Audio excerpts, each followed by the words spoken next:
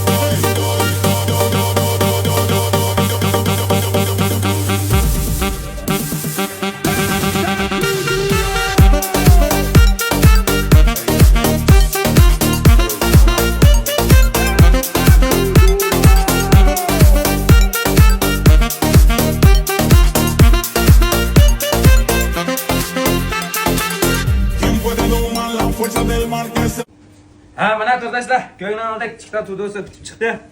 Rengi men cho'g'anda qilib, yomon emas raylar chiqdi. Endi siz o'zingizning qorgan tudosini penaltiga yo'llab qo'yishni tutib qolmanglar.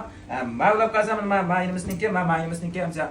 Men ustam, 15 yillik ustam, men biz bilim olmasdan o'l kelgan ustam, men. Usta, tez paqlaymiz.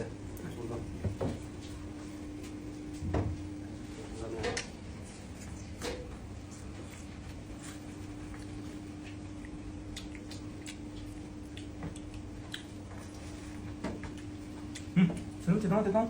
Şöyle kandım dedi. Bana endi rast gap qilsam, men yarab ketdi. Rast gap ma'lum. Mana da siz uchun ustam. Meniki.